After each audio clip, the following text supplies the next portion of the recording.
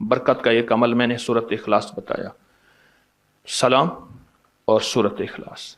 बरकत का दूसरा अमल बताता हूं, एक और अमल आपकी खिदमत में अर्ज करूंगा। जब भी कोई नेमत मिले ना, जब भी कोई नेमत मिले, जब भी कोई नेमत मिले, 3 दफा एक लफ्ज पढ़ लिया करें। उसकी दलील कुरान से दूंगा। इब्राहिम अलैहिस्सलाम ने अपने बेटे इस्माइल अलैहिस्सलाम के साथ मिलके काबा बनाया। काबा बनाने के बाद जो काबे की दुआ है वो पढ़ लिया करें, वो है रब्बना तकब्बल मिन्ना इन्नका अंतस समीउल अलीम। बस।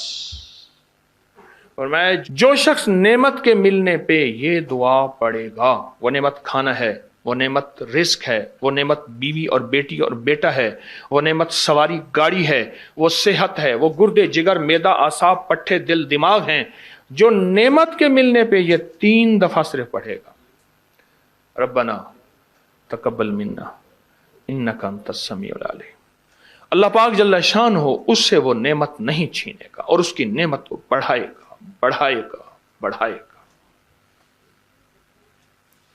बरकत का दूसरा अमल जो मैं आपकी खिदमत में अर्ज कर रहा हूं, और बरकत का एक तीसरा अमल है, कमाल अमल है। इसके बारे में तो हमारे अबकरी के पूरी दुनिया में अल्लाह ने अबकरी का निज़ाम थोड़ा सा बनाया है, और मेरी महाना करोड़ों की व्यूवरशिप हो, दुनिया में अल्लाह ने मैसेज पहुंचाया है। हर मसलक, हर रंग, हर फिरका, हर नस्ल अल्लाह के फजल से इस प्लेटफॉर्म पे जुड़ी है। एक अमल देता हूं, आपकी कोई भी चाहत है, ख्वाहिश है, रिश्तों की बंदिश, रिस्क की बंदिश, सेहत की बंदिश, जादू जिन्नात असरात हैं। जादू जिन्नात असरात के बारे में एक लफ्ज़ कहता चलूं, बासुकत हमारी नावाकफियत होती है। हम कहते हैं अंग्रेज़ों को जादू जिन्नात असरात नजर बद नहीं होते, हमें होते हैं। मैंने अंग्रेज़ों की सैकड़ों किताबें जमा की हैं अपनी अबकरी की साइट पर कि अंग्रेज़ों को जादू जिन्नात ने कितना सताया, फिर उसने क्या किया और उनको कितना उन्होंने ख्वार किया जादू जिन्नात असरात बंदिशों नजर बद ने, और कितना बर्बाद किया। मैंने अबकरी की साइट पर, आप जाके अबकरी की वेबसाइट पे जाएं और जादुई लाइब्रेरी लिखें, सिर्फ सैकड़ों किताबें मिलेंगी आपको कि अंग्रेज जादू जिन्नात नजर बद को हमसे ज्यादा कहीं मानता है। बाज़ औक़ात नावाकफियत पे हम ये मुंह से बोल बोल बैठते हैं। आपकी कोई चाहत है, मैं एक अमल आपकी खिदमत में अर्ज करूंगा। दिन के किसी भी लम्हे, या अल्लाह दुनिया में ऐसी जगह कोई कहीं होती, या अल्लाह दुनिया में ऐसी जगह कोई कहीं होती, अकेले बैठे रहते याद तेरी दिल नशी होती। बस तन्हाई। हमारा एक अलमिया है, हम दुआएं पढ़ते हैं, मांगते नहीं। पढ़ते हैं, मांगते नहीं।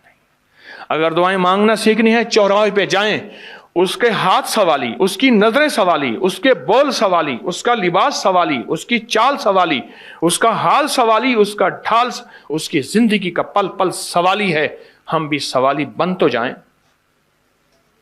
हम मांगते नहीं, हम पढ़ते हैं दुआएं। मैंने ये दरखास्त करूंगा, आप जितनी हम मेरी बहनें बैठी हैं, भाई बैठे हैं, आपसे अर्ज करूंगा, हम दुआएं मांगें और दुआ के लिए वक्त निकालें, दुआ के लिए वक्त निकालें। आज बताऊं सबसे ज्यादा दुआएं कहां मांगी जाती हैं? आप फौरन बोलेंगे मस्जिदों में, आप कहेंगे मदारिस में, आप कहेंगे किसी फकीर के आस्ताने में, मैं कहूंगा नहीं जेल में।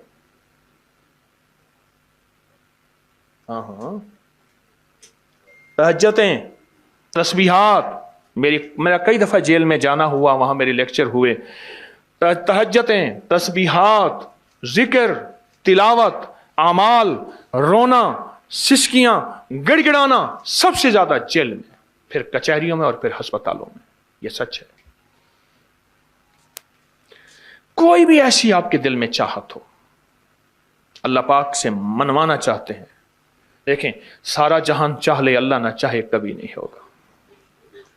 सारा जहान चाह ले, सारा जहान, अगर अल्लाह से मनवाना चाहते हैं ना, 2 नफिल हाजत के पढ़े, जिसकी पहली रकत में आयतल कुर्सी 11 बार, दूसरी रकत में कुल हुवल्लाह 11 बार, कोई मुश्किल नहीं। मैं फिर अर्ज करूंगा, 2 नफिल हाजत के पढ़ें, जिसकी पहली रकत में आयतल कुर्सी 11 बार اور دوسری رکعت میں سورۃ اخلاص قل هو اللہ 11 بار، اور اس کے بعد سلام کے بعد 3 بار سورۃ یاسین پڑھ لیں بس، اور پھر اللہ سے گڑ گڑا کے مانگیں۔ ابکری کے ہیں، آپ ابکری کے صفحات اٹھا کے دیکھیں، نیٹ کی دنیا میں لوگوں نے اس کا نام کریڈٹ کارڈ رکھا ہوا ہے، کسی نے فوری مدد رکھا ہوا ہے، کسی نے غیبی مدد رکھا ہوا ہے، کسی نے ایمرجنسی پکار رکھا ہوا ہے، کسی نے اس عمل کا جو میں نے آپ کی خدمت میں عرض کیا ہے۔ حضرت سورہ یاسین 3 بار سلام کے بعد اول آخر 3 دفعہ درود شریف۔ کمال عمل ہے، کمال عمل ہے۔ اور عرشوں سے اگر برکت کے خزانے، رحمت کے خزانے، عطاؤں کے خزانے، کوئی رشتہ ہے، کوئی بندش ہے، کوئی قرضے ہیں، کوئی بیماری ہے، کوئی دل کی مراد ہے، کوئی من کی مراد ہے، اس لیے فرمایا کبھی بھی جنت نہ مانگو، جنت الفردوس مانگو، اور اللہ جل شانہ سے کبھی تھوڑی دنیا نہ مانگو۔ پھر دنیا حسنتم سپرلیٹو ہے، اور فی الآخرت حسنتم، مولا دنیا عطا فرما، پھر وہ جتنی عطا کر دے اس کی شہنشاہ کی تقسیم ہے، پر مانگ تو لاجواب مانگ۔ میرے والد صاحب رحمۃ اللہ علیہ کے ایک ملازم نے چوری کر لی باغ کی، مجھے یاد ہے چھوٹا سا تھا، کہنے لگے چھوٹی سی مرغی کی چوری کی ہے، لے دی چوری، لے لا بکری کا بچہ۔ وہ چور تو ویسی کہلوانا تھا، کوئی بڑی چوری کرتا۔ مجھے الفاظ یاد ہیں۔ میری آپ سے درخواست یہ ہے، میرا اللہ کہتا ہے مجھ سے مانگ اور میری شان کے مطابق مانگ، پھر دنیا حسنتم اور فی الآخرت حسنتم۔ یہ جو عمل میں نے آپ کی خدمت میں بتایا ہے، 2 نفل حاجت کے کسی بھی لمحے یکسو ہو کے، اللہ کو یکسوئی چاہیے، اللہ کو یکسوئی چاہیے۔ اللہ بھی کہتا ہے ادھر ادھر نہ دیکھ۔ اور اگر آپ کسی تقریب میں جائیں، کسی شادی میں، کہیں تقریب میں بیگم ساتھ ہو، ادھر ادھر نہ دیکھیے گا۔ آپ اس کو کیوں دیکھ رہے تھے بولیں؟ خیال کیجئے گا، پھڑے جاؤ گے۔ تقریب میں جا کے بھی اللہ پاک بیگم بھی کہتی ہے، بیگم شرک کو پسند نہیں کرتی، بیوی واحد ہے جو بہت توحید پسند ہوتی ہے، وہ اپنے غیر کو پسند نہیں کرتی۔ میاں صاحب، بیوی کے اندر واحد ہے جو شرک سے پاک ہوتی ہے بیوی، ٹھیک ہے؟ وہ کبھی بھی کسی غیر کو پسند نہیں کرتی، اللہ بھی کسی غیر کو پسند نہیں کرتا۔ توجہ سے مانگے اور چند دن کر کے دیکھیں تو اسے، چند دن، چند ہفتے اس کو اگر معمول بنا لیں۔ ایک اور چیز عرض کروں گا، جس کے پاس مال ہوتا ہے وہ اکثر کم مانگتا ہے، اور اس کی اولاد کے المیے میرے پاس واقعات کے اعتبار سے زیادہ ہے۔ میں یہ بات پھر دہراؤں گا، جس کے پاس مال وسائل زیادہ ہوتے ہیں وہ اکثر کم مانگتا ہے۔ غریب تو کہتے ہیں اللہ بچہ بڑا ہو رہا ہے، اللہ بچی بڑی ہو رہی ہے، اللہ میں کہاں سے لاؤں گا؟ اسے مانگنا نہیں آتا غریب کو۔ غریب کے پاس اسم اعظم نہیں ہوتا، غریب کے پاس پنج سورہ نہیں ہوتا، غریب کے پاس مسنون دعائیں یاد بھی نہیں ہوتی۔ بہت کام ہوں گے، یقیناً یاد بھی ہوتی ہیں، لیکن ان کی دل کی آواز، وہ ہندی ہے یا سندھی، پنجابی ہے یا کوئی بھی ہے، وہ دل کی آواز سے اللہ کے دروازے کو کھٹکھٹاتے ہیں۔ اور جو مالدار ہوتا ہے اس کی نظر میں ہوتا ہے کہ یہ اس کا ہے، یہ اس کا ہے، یہ اس کا ہے، یہی نقصان ہوتا ہے۔ اپنی نسلوں کے لیے اس دعا کے ذریعے، اس نفل کے ذریعے 3 چیزیں ضرور مانگیے گا، ایک بخت، ایک مقدر اور ایک نصیب۔ فقر ایسا، غربت ایسی آئے کہ میرے ذہن میں ہر وقت لوگوں کی جیبوں پہ نظر ہو، ہر وقت لوگوں کی جیبوں پہ نظر ہو۔ یہ 2 وقت میں ہوتا ہے، ذہن نشین رکھیے گا۔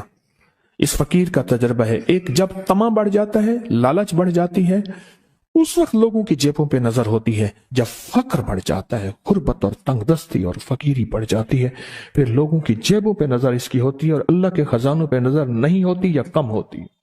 اور حدیث میں آیا کہ کوئی مصیبت زدہ اس کو نہیں پڑتا جس کی مصیبت دور نہیں ہوتی۔ عرش کے نور میں اتنا ڈوبا ہوا تھا، خود چھپا ہوا تھا۔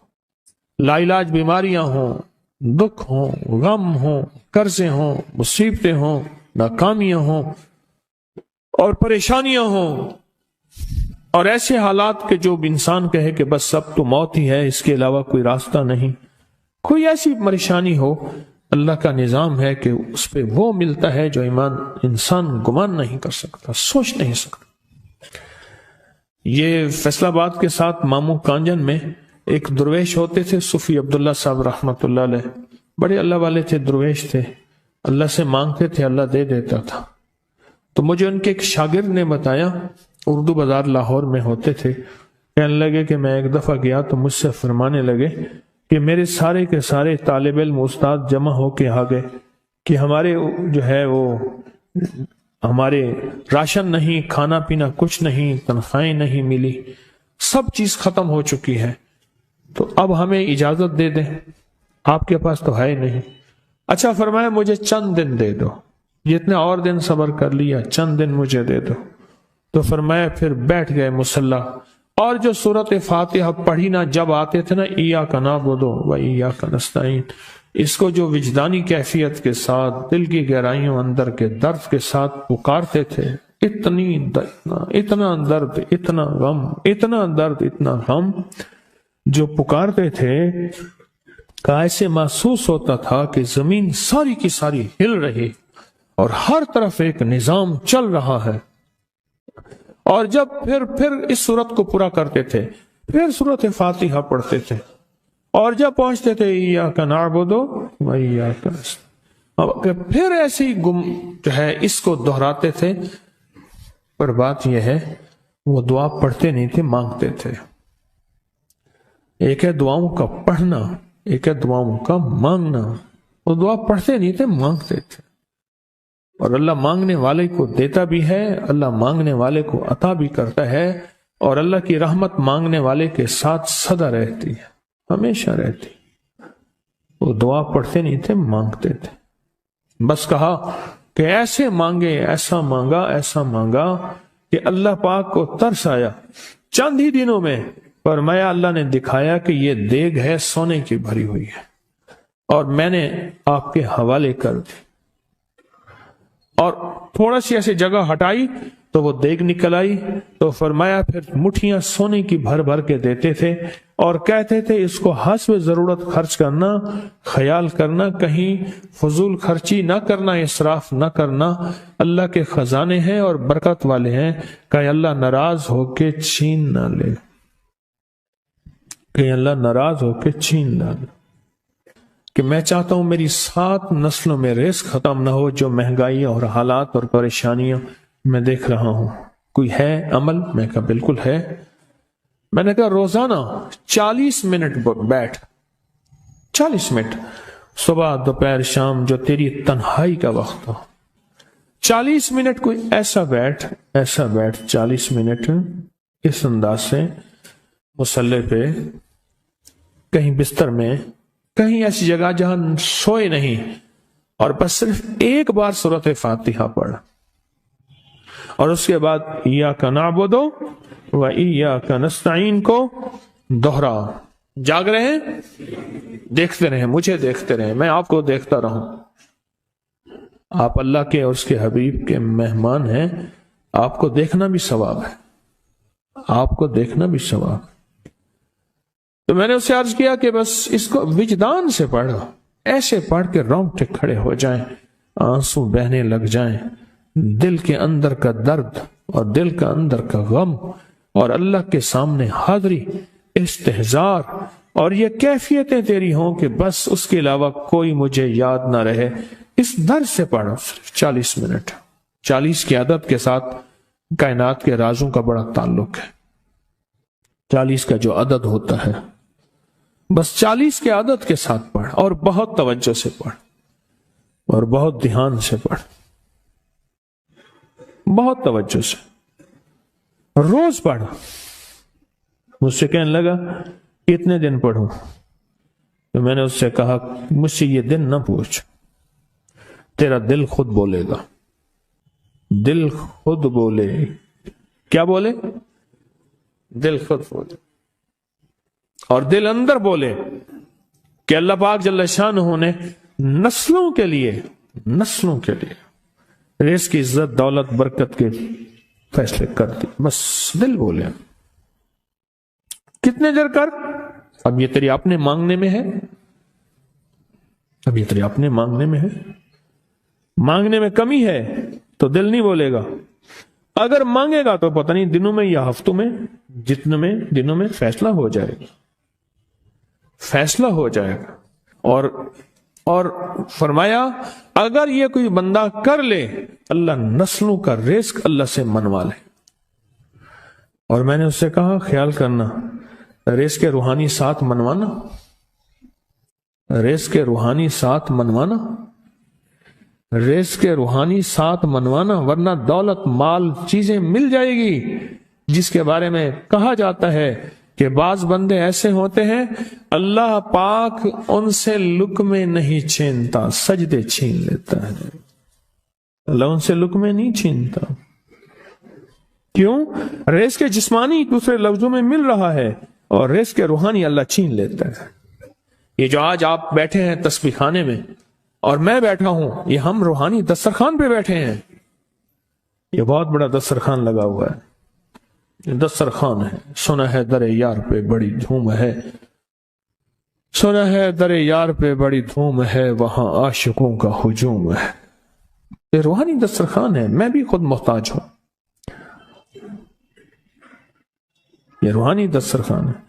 تو میں نے اس سے عرض کیا کہ ایک دسترخوان نہیں مانگنا، دونوں مانگنا، رزق روحانی بھی اور رزق جسمانی تو اس کو بھی ملتا ہے جس کو کلمہ نصیب نہیں ہوا، رزق جسمانی تو اس کو ہی ملتا ہے جس کو کملی والی کی غلامی نصیب نہیں ہوئی، رزق جسمانی تو اس کو ہی ملتا ہے جس کے ماتھے پہ شقاوت لکھی ہے، رزق جسمانی تو اس کو ملتا ہے جو اللہ کا نافرمان ہے، رزق جسمانی تو اس کو ملتا ہے جو اللہ کے وجود کا انکار کرتا ہے، رزق جسمانی تو اس کو ہی ملتا ہے جو آخرت اور قبر کا انکار کرتا ہے، رزق جسمانی تو اس کو ملتا ہے جو جنات اور برزخ کا انکار کرتا ہے، رزق جسمانی تو اس کو ملتا ہے جو خود کملی والے کی نبوت کا انکار کرتا ہے۔ وہ تو بے بہا لوگ ہیں، ان کو ملتا ہے، پر تجھے بھی صرف رزق جسمانی ملا اور اللہ سے یہ منوا لیا، نہ یہ نہ منوانا، اللہ سے کہنا ہے اللہ رزق روحانی بھی دے اور رزق جسمانی بھی دے، دو رزق کٹھے عطا فرما۔ کون سا رزق؟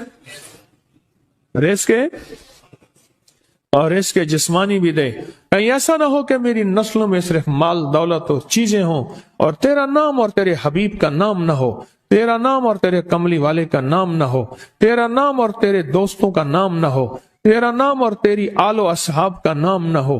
کہیں ایسا نہ ہو میں محروم ہو جاؤں، مجھے آل اور محمد اور آل محمد اور اصحاب محمد کی نسبتیں یہ بھی ساتھ عطا کیے رکھ۔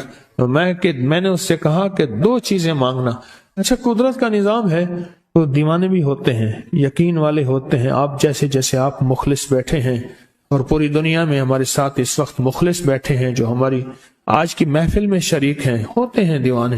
اس نے یقین سے پڑھنا شروع کر دیا، مجھ سے کہنے لگا ایک وقت ایک جگہ ہو بہت بہتر۔ میں نے اس سے کہا، میں نے کہا پھر بھی اگر ایک وقت ایک جگہ میسر نہ بھی ہو تو اگر عمل کسی وقت چوک جائے، عمل کی جگہ چوک جائے، عمل کا وقت چوک جائے، مجبوری میں نہ ہو تو بہتر ہے، پر توجہ نہ چوکے، دھیان نہ جائے، استحضار نہ جائے، یقین نہ جائے، اور سچا یقین ہو، سچا یقین کہ میرا اللہ خود کہتا ہے یہ مانگنا بھی تو اسی نے دیا ہے نا، اسی نے مانگنا دیا ہے۔ جب اس کریم نے مانگنا ہی خود دیا ہے تو عطا بھی خود کرے گا۔ نہیں خوف نارے جہیم کا کہ کرم ہے مجھ پہ کریم کا، وہ خود عطا کرے گا مجھے، اس نے مانگنا دیا دے گا۔ یقین ہو ایسا ایسا ایسا ایسا، اتنا زبردست یقین ہو، اتنا یقین ہو اللہ کے ملنے پہ اور اللہ کے مانگنے پہ، اتنا یقین ہو کہ گمان اور خیال سے بالا تر یقین ہو، بہت زیادہ یقین ہو۔ یاد رکھیے گا میری بات، میری طرف دیکھتے رہیں، یاد رکھیے گا جس کو ملا ہے یقین کی طاقت میں ملا ہے، اور جس سے چھنا ہے بے یقینی نے اس سے سب کچھ چھین لیا، بے یقینی نے اس سے سب کچھ چھین لیا۔ جس کو ملا ہے یقین کی طاقت سے ملا ہے، یقین ہو کہ میں کر رہا ہوں اور اللہ مجھے دے دے گا۔ کہا کہ کیسا یقین ہو؟ کہا جیسے بکری کے تھن دودھ سے بھرے ہوئے اور میں کہوں کہ میرے ہاتھ سے دباؤں گا اور دودھ نکلے گا، اس سے زیادہ یقین۔ اور کہا کس سے زیادہ یقین؟ کہا کہ ایک بڑا نوٹ ہو اور بڑا نوٹ کے اندر جو ہے ایک آنے کی چیز آنی ہے، تو میں کہوں گا اس سے تو اس کی نوٹ کے اندر تو ہزاروں آنے ہیں، اور میں ایک آنے کی چیز، ایک ٹکے کی چیز لوں گا اور میرا کام بن جائے گا، اس سے زیادہ یقین ہو، اور اس سے کہیں زیادہ یقین ہو کہ سخت پیاس ہے اور میں پانی کو دیکھوں، اور پانی کو دیکھتے ہی مجھے یقین ہو کہ اس سخت پیاس میں میرا پیاس بجھ جائے گی، پیٹ بھر جائے گا، اس سے کہیں زیادہ یقین ہو۔ میں پھر بھی یقین کو نہیں سمجھا سکا، علم بھی محدود ہے، الفاظ بھی میرے پاس محدود ہیں، اس سے کہیں زیادہ یقین ہو، اس سے کہیں زیادہ یقین ہو، اور بہت زیادہ یقین ہو، اتنا یقین ہو۔ کیا خیال ہے؟ آپ چاہیں گے اپنی نسلوں کے لیے بخت، رزق، نصیب اور مقدر منوا لیں؟ کیا خیال ہے؟ وہ بڑا کریم ہے۔ میں نے ابھی نہیں بتایا کہ قرآن کا واقعہ سنایا، حضرت موسیٰ اور خضر علیہ السلام کا قرآن کا واقعہ سنایا کہ ان کی 7 نسلوں کا جو ابا تھا نا، وہ 7 نسلوں میں پہلے والا ابا، دادے کے دادے کے دادے کا دادا، ٹھیک، وہ نیک تھا، وہ دعائیں مانگتا تھا، وہ اللہ کے ساتھ تعلق میں تھا، اس کا تقوی تھا، وہ اس کی نیکی کا اثر، اس کی نیکی کا اثر، اس کی نیکی کا اثر نسلوں میں منتقل ہوا، نسلوں میں منتقل ہوا۔ پڑھ لیں، مانگ لیں، اللہ سے کر دیں کہ اللہ میرے لیے اور میری نسلوں کے لیے رزق روحانی اور رزق جسمانی کے فیصلے کر دیں، رزق روحانی اور رزق جسمانی کے فیصلے کر دیں۔ شاہ عبد الرحیم تھے شاہ ولی اللہ رحمت اللہ علیہ کے والد محترم، انہوں نے شاہ ولی اللہ سے کہا، بیٹا میں تجھے روحانی مشقیں کرا رہا ہوں، ایک مشق ایک بھی کر لے، اپنے لیے اور اپنی نسلوں کے لیے اللہ سے رزق منوا لے۔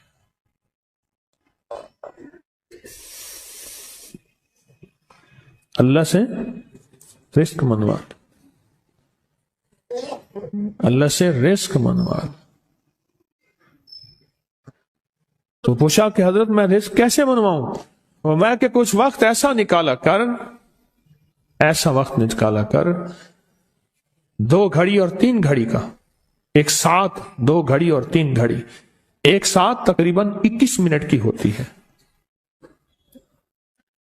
تقریباً 21 منٹ کی، 2 ساتیں مل جائیں تو 40 منٹ بنتے ہیں، تو ایک ساتھ 2 ساتھ 3 ساتھ کی گھڑی میں کہ بیٹھ کے نا سورت فاتحہ اور اس میں ایاک نعبد و ایاک نستعین کا تکرار اور استحضار کیا کر، اور ایسا کیا کر تیری آنسوں بہیں، تیرا دل روئے، تیری آنکھیں روئیں، تیرا تیرے رونگٹے کھڑے ہوں اور رواں رواں، اور اس کے اندر سے تیرا پل پل، تیرا من، تیرا جذبہ، تیری سوچیں بولیں، کیا بولے؟ ایاک نعبد و ایاک نستعین۔ تو ایک میلہ تھا اللہ کے نیک بندوں کا، تو اس میں 70 اولیاء جمع ہوئے، 70 اولیاء جمع ہوئے۔ ہر اللہ کے ولی نے کہا کہ آپ کوئی ایسا وظیفہ بتائیں، ایسی تسبیح بتائیں، ایسا ذکر بتائیں جو اللہ کے عرش کو ہلائے اور جو اللہ کی ذات کو متوجہ کر دے، جو اللہ کے تعلق کو نصیب کر دے، کوئی ایسا ذکر، کوئی ایسی تسبیح بتائیں۔ فرمایا سب نے بتایا کہ سورت فاتحہ ہے، اور اب سب سے پوچھا سورت فاتحہ میں کوئی ایسا جز بتائیں جو سورت فاتحہ کا دل ہو۔ سورت یاسین قرآن کا دل، لیکن سورت یاسین کا دل سلام قولا من رب الرحیم۔ ہر سورت کے اندر اللہ پاک نے کچھ نعمتیں، کچھ نقطے رکھے ہیں، تو فرمایا سورت فاتحہ کا دل، تو میلے میں جتنے بھی اولیاء 70 بیٹھے تھے، سب نے کہا کہ اگر سورت فاتحہ کا دل پانا ہے تو وہ صرف کیا ہے؟ ایاک نعبد و ایاک نستعین۔ اس کا مفہوم عام سادہ سے یہ ہے کہ مولا غلامی تیری در کسی اور کا، جب غلام تیرے ہیں، منگتے تیرے ہیں، بھکاری تیرے ہیں، محتاج تیرے ہیں، پھر در بھی تیرا ہے، پھر در بھی تیرا ہے، اور کسی کا در مولا نہیں ہے، پھر در بھی تیرا ہے۔ تیرے در کے ہم محتاج، تیرے بر کے ہم غلام ہیں۔ تو میں نے اس سے کہا کہ یہ وظیفہ کر، سارا دن پڑھی یا کنا بدو، اور کام بھی کرتا رہے، وضو بے وضو چلتا بھی رہے، یہ پڑھتا بھی رہے، پڑھتا بھی رہے، پڑھتا بھی رہے، چند دن چند ہفتے یہ عمل کر، اور رات سوتے ہوئے سورۃ فاتحہ پوری کر 40ویں، اور پھر درود پاک پڑھتے پڑھتے سو جا۔ 70 اولیاء نے فرمایا کہ جو بندہ یہ وظیفہ پڑھے گا اللہ کا عرش ہل جاتا ہے، اور فرشتوں میں کوہرام مچ جاتا ہے، اور فرشتوں میں اللہ کے بارگاہ میں فریادیں ہوتی ہیں کہ یا اللہ یہ بندہ ہے اور اس نے یہ عمل کیا ہے، یہ وظیفہ کیا ہے، اور ابھی تک اس کی دعا قبول نہیں ہوئی، اس نے یہ مانگا ہے ابھی تک دعا قبول نہیں ہوئی، فرشتوں میں یہ کوہرام مچ جاتا ہے۔ ایک اللہ کے دوست تھے، سوتے سوتے ایک دم اٹھ بیٹھے، اٹھنے کے بعد وجدانی کیفیت کے ساتھ جو ہے یہ وظیفہ پڑھنے لگے۔ تو کسی نے پوچھا کہ حضرت کیا ہوا؟ فرمایا میں نے دیکھا کہ اللہ کے عرش کے نیچے جنتی ہیں اور وہ ٹہل رہے ہیں، اور سب کی زبان پہ یہی وظیفہ ہے۔ محبت سے بلاتے ہیں، بہت زیادہ بلانے والے ہیں، ان کے ہاں چلا جاتا ہوں، میں نے دیکھا تو ان کا بھائی جو ہے ایسے چل رہا تھا تو ہاتھ میں تسبیح تھی، بات تھوڑی کرتا تھا، تسبیح زیادہ پڑھتا تھا۔ اس کا دبئی میں بہت بڑا کاروبار، جسے کہنا چاہیے بہت بڑا کاروبار دبئی میں۔ اللہ کا گاڑی میں جا رہا تھا، کچھ لوگ آئے، گاڑی کا دروازہ کھولا، بیٹھے، مجھے لے گئے، پھر میرے گھر والوں کو مہینوں پتہ نہ چلا، اور اس کے بعد بڑی اذیتوں کے بعد میں چھوٹا۔ اب وہاں بیٹھ کے پھر اللہ ہی تھا تنہائی میں، اور تو کوئی تھا ہی نہیں۔ کہا کہ وہ اللہ سے ذکر کرنے اور باتیں کرنے کی ایسی کوئی مجھے عادت سی پڑ گئی ہے، اب لوگ مجھے کہتے ہیں کہ آپ جیل کی اذیتوں کی وجہ سے خاموش ہو گئے ہیں، میں لوگوں کو لاکھ کہتا ہوں، نہیں وہ مانتے نہیں۔ ایسے نا بندہ کوئی غم کی وجہ سے بعض اوقات نا چپ ہو جاتا ہے، وہ کیوں کہتے ہیں؟ اسے چپ لگ گئی ہے، خاموش ہو گیا ہے۔ تاکہ میں لوگوں کو کہتا ہوں نہیں، میں جیل کی وجہ سے خاموش نہیں ہوں، اس قید نے، اس جیل نے میرے اوپر جو آزمائش بھیجی ہے، اس قید نے اور جیل نے میرے اوپر جو آزمائش بھیجی ہے، اور میں پھر وہاں ذکر کا عادی بنا، دعاؤں کا عادی بنا، تسبیح کا عادی بنا، اعمال کا عادی بنا، اور وہ عادت سی پڑ گئی ہے، اور وہ عادت سی ایسی پڑی ہے کہ بس سارا دن اب اسی میں لگا رہتا ہوں، سارا دن اب اسی ذکر میں اور اسی یاد میں لگا رہتا ہوں۔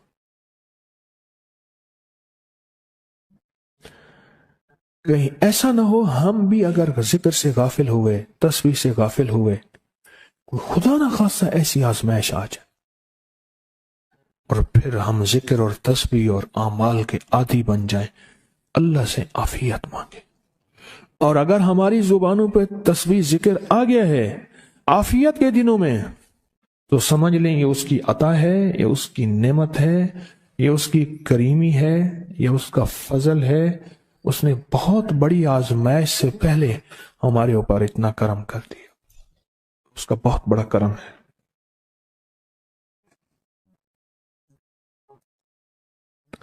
اس لیے اللہ جل شانہ کے حبیب کملی والے نے آزمائشوں سے پناہ مانگی ہے، اللہم انی اعوذ بک من جہد البلاء، آزمائش، کوئی بلا آ جائے، ودرک شقا، شقاوت میں میرا نام آئے، بدبختی میں، یہ بھی آزمائش ہے، وسوء القضاء، میرے لیے ایسے فیصلے ہونا شروع ہو جائیں جو مجھے برباد کر دیں، ایک کے بعد دوسرا میرے حق میں فیصلہ، میرے خلاف فیصلے سارے، وشماتت الاعداء، اور ایسا وقت میرے آزمائش نہ آئے کہ دشمن تالیاں بجائے، دشمن ہنسے اور میرا مذاق اڑائے۔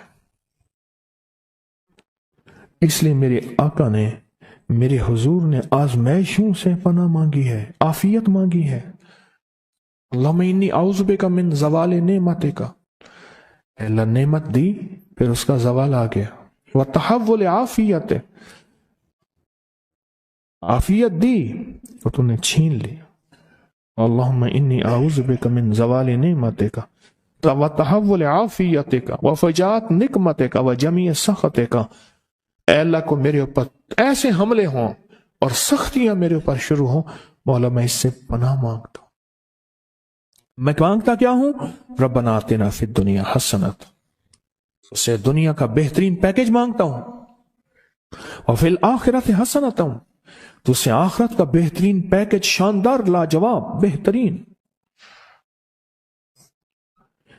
ہاں، آزمائشیں، مصیبتیں، تکلیفیں، حوادث، حادثات، ناکامیاں، بیماریاں، پریشانیاں میں نہیں مانگتا مولا۔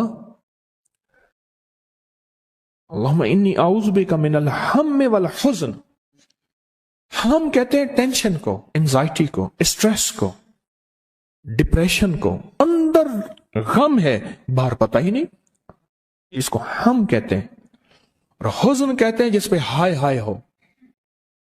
اے اللہ میں تجھ سے اندر کا دکھ جو مجھے دیمک کی طرح کھائے، اور باہر کا دکھ جو مجھے تڑپائے، اندر کا دکھ کھائے اور باہر کا دکھ تڑپائے، اے اللہ میں اس سے پناہ مانگتا ہوں۔ ہم والحزن، عجز والکسل، ایسا کہ میں عاجز ہو جاؤں یا میرے پر سستی غالب ہو جائے۔ کتنے لوگ ایسے ہیں ان کے اوپر سستی غالب ہے، بہت بڑی مصیبت ہے زندگی کی۔ میرے آقا کملی والے نے اس سے پناہ مانگی، اللہ کے حبیب میرے آقا نے آزمائشوں سے پناہ مانگی ہے۔ اللہم انی اعوذ بک من الفقر والکفر، اے میرا مولا مجھے کفر سے اور فقر سے بچا۔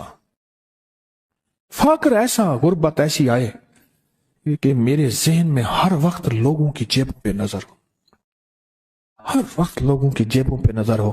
یہ دو وقت میں ہوتا ہے، ذہن نشین رکھیے گا۔ اس فقیر کا تجربہ ہے، ایک جب طمع بڑھ جاتا ہے، لالچ بڑھ جاتی ہے، اس وقت لوگوں کی جیبوں پہ نظر ہوتی ہے۔ جب فقر بڑھ جاتا ہے، غربت اور تنگ دستی اور فقیری بڑھ جاتی ہے، پھر لوگوں کی جیبوں پہ نظر اس کی ہوتی ہے اور اللہ کے خزانوں پہ نظر نہیں ہوتی یا کم ہوتی۔ اے میرا مولا مجھے فقر سے بچا اور کفر سے بچا، کہ ایسا وقت نہ آئے میں اپنا دین بیچ بیٹھوں، اپنا ایمان بیچ بیٹھوں۔ ہمارے ایک مخلص تھے عبدالوحید سلیمانی صاحب رحمۃ اللہ علیہ، کہنے لگے انارکلی میں میرا ایک دوست تھا، تو میں اس دوست کے ساتھ زندگی گزری، پنجاب یونیورسٹی میں اکٹھے پڑھتے تھے، تو پھر پتہ چلا کہ وہ بہت مالدار ہو گیا۔ اسلام آباد کے ایک بہت بڑے سیکٹر میں گیا تو اس کا گھر دیکھا، گاڑیاں، بڑا گھر، اور یہاں اس کے پاس ایک پرانی سی پتلون ہوتی تھی اور غربت ہوتی تھی، اور انارکلی کے کسی اوپر چبارے کے کسی کمرہ لیا ہوا تھا۔ تو میں نے اس کا نام لے کے پوچھا یہ کیا؟ اس نے ایسے سینے پہ ہاتھ رکھ کے کہا بس یہی بیچا ہے، اب باقی سب ٹھیک ہے، سینے پہ ایمان بیچا ہے، سب کچھ مل گیا۔ اللہ میرے پر وہ وقت نہ لا جب میرے اوپر فقر غالب آ جائے یا کفر آ جائے۔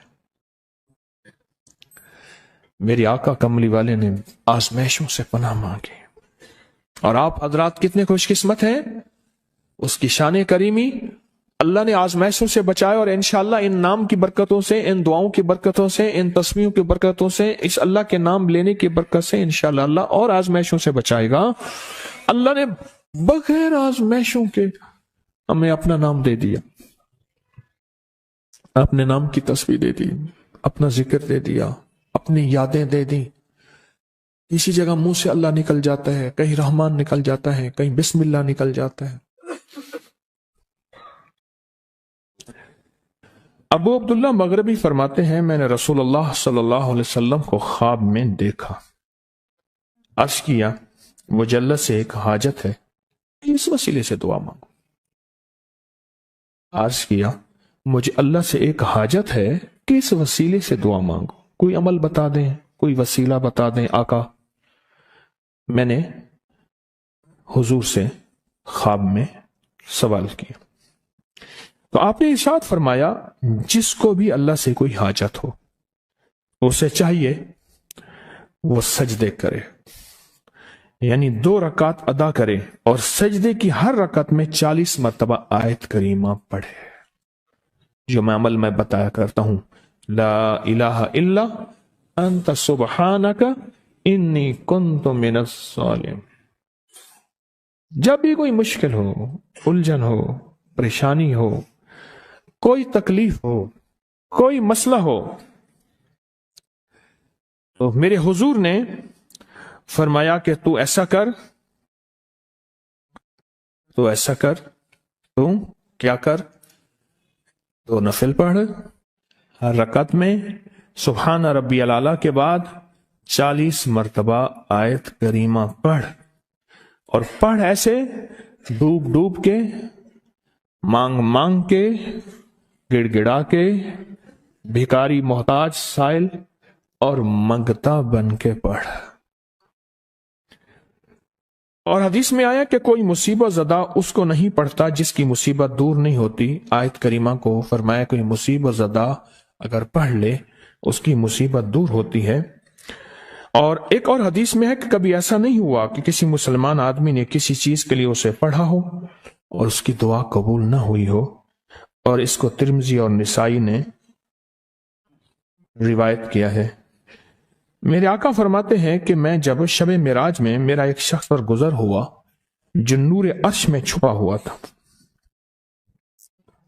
عرش کے نور میں اتنا